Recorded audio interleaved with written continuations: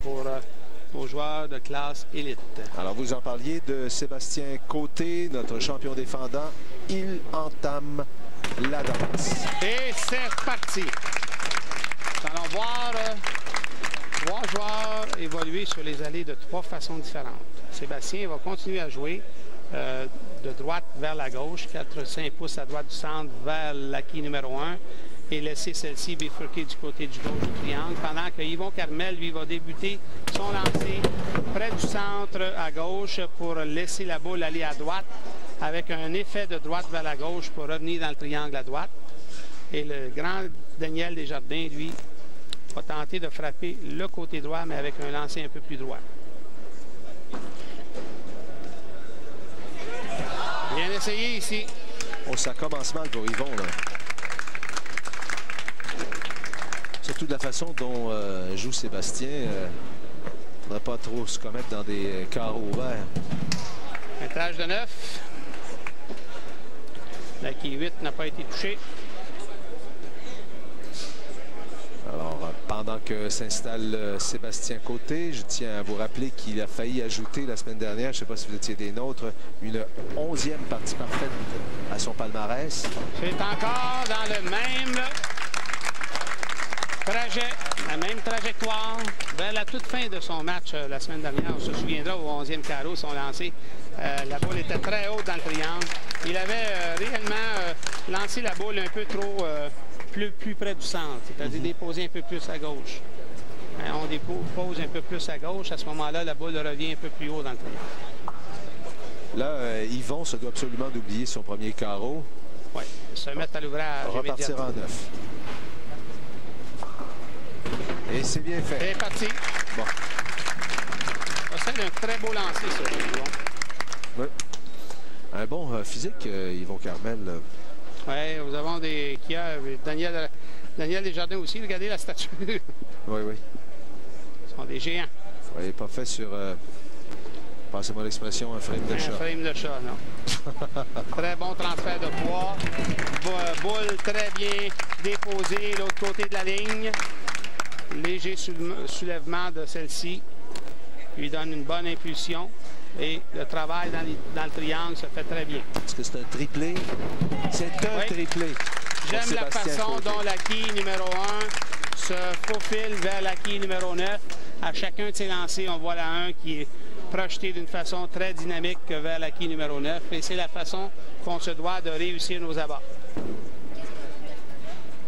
Ici, dès le lancer, Yvon semblait sûr de son lancer. Donc, il avait confiance. Il avait déposé la boule au bon endroit. L'a vu passer au bon endroit, à mi-chemin dans l'allée. Et le travail dans le triangle, c'est très bien fait pour son premier doublé du match. Le lancer de Daniel. Ça va revenir. Et c'est bon. Oui. Réserve doublé. Oui. Quart ouvert doublé. Et triplé en début de match pour notre champion défendant, Sébastien Côté. Sur l'allée numéro 6 maintenant. C'est sur cette allée qu'il avait raté son dernier abat dont il avait besoin. Ouais. Si vous avez remarqué ce lancer ici, elle est revenue un peu plus haut dans le triangle. C'est parce que sa boule a été projetée un peu plus tôt sur l'allée. Si sa boule avait été projetée une fraction de seconde plus tard, la boule serait demeurée plus parfaite dans le triangle à gauche. Merci. Yvon a besoin d'un autre abat, là. Oh oui, c'est parti. Un triplé pour Yvon après ce malheureux carreau ouvert au premier avec un pointage de 7. Il a pris son air d'aller, là. Et c'est ce que ça prend, ça. C'est des joueurs qui nous talonnent. Quand on est talonné puis que tout le monde accumule des abats, c'est à ce moment-là qu'on a des chances de réussir la partie parfaite, puisqu'on doit continuer, nous, à accumuler les abats. Sinon, le match peut nous échapper. À ce moment-là, on se retrouve des fois au 10e carreau. Oups! 2, 3 abats, partie parfaite, victoire assurée, ça va bien. Attention! Attention! Nous avons vu les épaules demeurer un peu plus vers la droite cette fois-ci. Et quand on demeure vers la droite, la boule n'est pas projetée directement vers l'acquis 1. Et ça donne des possibilités de trouer. Alors, Sébastien entrouvre la porte. Daniel Desjardins, qui sont toujours dans le coup. Et nous pourrions avoir pratiquement égalité. Les trois skieurs à l'intérieur, en dedans de 10 points de chacun au 6e carreau, au 5e carreau. Réussi à la réserve, donc. Bien tenté. Les yeux se sont levés un peu hâtivement.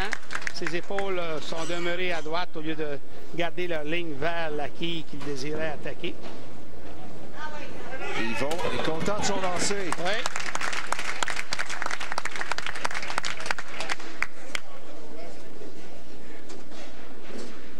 Voyons voir Daniel.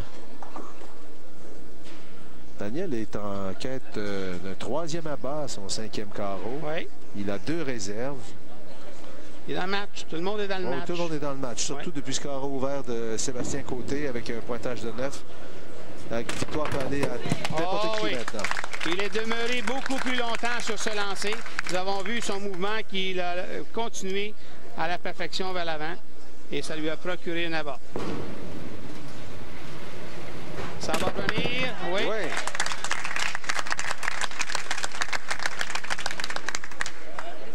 C'était important pour Sébastien d'oublier son carreau ouvert et de, revenir immédiatement. Oui, ce qu'il a fait. Un gros lancer ici pour Yvon Carmel.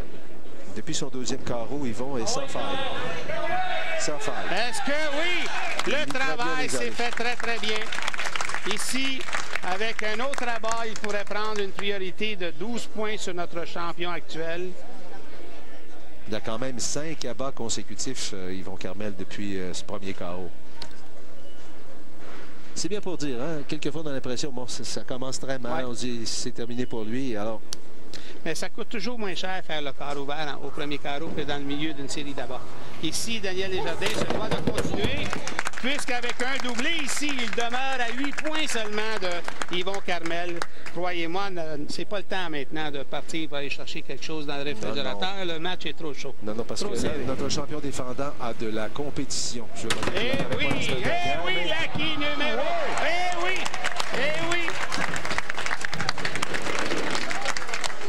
Faudra se souvenir de cet abat. Faudra s'en rappeler de cet abat. Ça peut peut-être peser lourd dans la balance à la toute fin. On regarde Yvon maintenant. Est-ce que ça va être suffisant? Oui! Lui aussi, la quille numéro 1, était pratiquement derrière la quille numéro 8. Il l'a fauché au dernier instant. C'était in extremis. Alors, les 3 joueurs refusent... C'est-tu du latin, ça? Oui. In extremis, oui. Ça sort comme ça. Oui, c'est bien. Alors, on va replanter les quilles sur l'allée numéro 7 devant Daniel Desjardins, ce qui va me permettre de vous dire que Daniel a 46 ans. Il est de Saint-Donat de Montcalm, chauffeur d'autobus de la STM. Et il joue au quai depuis 35 ans. Alors, il connaît le tabac. Oui, un autre tabac ici.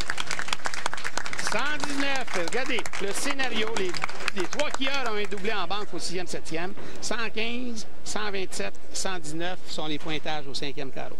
Bon. Tout est encore possible. C'est très excellent lancé cette fois-ci. Oui. Et cette fois-ci... pas tombé. Et cette fois-ci...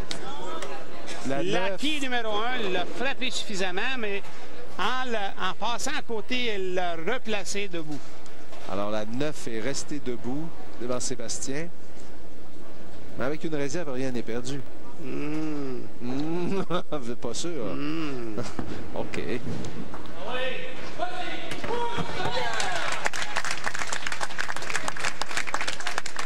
Quand on parle de pourcentage de chance, ça fait partie un peu du pourcentage de chance, ce lancer ici qu'on vient d'avoir de la part de Sébastien. Il y a trop de gens qui croient que le jeu des quilles, ce n'est que de la chance. Souvent, quand on fait 9, 9, 9, 9 à répétition, c'est pas une question de chance, c'est parce qu'il y a quelque chose qu'on ne fait pas bien. La façon de jouer l'allée n'est peut-être pas la façon idéale pour nous. Le genre de vitesse qu'on a ou le genre d'entrée dans le triangle n'est pas adéquat. À ce moment-là, les quilles ne sont pas touchées suffisamment fort pour pouvoir tomber. Ici, on est en train d'offrir le match à Yvon, sur un plateau d'argent à Yvon Carmel. Mais Yvon Carmel, quand même, ne lui enlevons pas le mérite qu'il est en feu depuis le deuxième carreau. Il knock des abats. Et je discutais avec lui avant le match. Et il y a longtemps, il est arrivé très tôt. Il y a longtemps qu'il attendait. Et laissez-moi vous dire que ses adversaires ne perdaient rien pour attendre parce qu'il est plus près que jamais. C'était une réserve très difficile. C'était un écart pour Daniel Desjardins sur la ligne numéro 6. Pendant que est-ce qu'on demande on attend pour un replantage qu'il soit replanté ici. sur la ligne numéro 7 devant Sébastien Côté, qui est de Saint-Eustache. Et qui, mais là, avec sa réserve au 8e carreau, là, c'est un petit peu lui-même couper l'herbe sous le pied. Mais ici, avec une bonne finition, 244 est toujours possible. À ce moment-là, il force Yvon Carmel à réussir 2 bonnes marques. Et ça va être bon. Il n'est pas satisfait de son lancer à 100%, mais cette fois-ci... Juste un retour des choses à son dernier carreau. La 9 a refusé de tomber, même si elle a été frappée cette fois-ci. Elle est tombée. Ouais, un petit peu la corde qui l'a aidé. Ouais. Le lancer du match. Pour le match, Yvon Carmel. Il est content, il est content. Oh là! C'est pas terminé ce match-ci, mesdames et messieurs. C'est pas terminé encore. Alors, réserve, peut-être une réserve au 9e carreau. C'est pas terminé. Oui, c'est fait. Avec cette réserve, ça lui procure un pointage de 206. Sébastien, lui, peut terminer avec un 244, ce qui forcerait Yvon Carmel à réussir au moins un abat.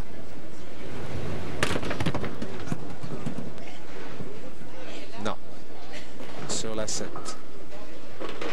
La 7 est restée debout, plutôt la 8. Maintenant, Sébastien. Là, ce match-là appartient encore à peu près... ça peut changer encore... ici, Daniel, je crois qu'il est sorti du match, mais le champion défendant, Sébastien, s'il termine avec 3 abats, 2 autres abats au 10e carreau, il va forcer Yvon Carmel à réussir 9 sur le premier lancer, réserve et un autre pointage de 9 pour égaler. Donc, quelque part, soit au 10e ou au 11e carreau, ça va lui prendre un abat s'il termine à l'avant. Si le champion termine à l'avant. Oui. D'autres abat, plus qu'un. Ici, Yvon attend que Sébastien ait terminé de jouer pour savoir exactement ce dont il a besoin pour la victoire. C'est légitime au 10e carreau. C'est bien. C'est réussi. C'était 10-9. C'était très important ce dernier abat-là. Avec 10 abats dans son match. Un seul abat de moins que la semaine dernière. Il présente 244. Oui. Maintenant, avec cet abat-là, il a besoin d'un pointage de 9 en 2 boules pour la victoire. Plus le match avance et plus Yvon est expressif. Oui, il a demeuré dans sa bulle tout le long.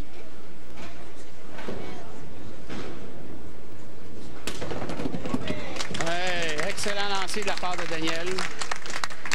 Il a été un peu, occasionnellement, un peu trop vouloir placer la boule au lieu de la lancer. Pensez-vous qu'il était content? Oui. Imaginez-vous. 10 abats pour Sébastien, 10 abats, un carreau vert seulement pour les 2 joueurs. Avec un autre abat ici, Yvon Carmel, ça sera son 10e. Et il y aura une différence d'une douzaine de points. La différence entre réussir le carreau vert en début de match ou dans le milieu d'une série d'abats.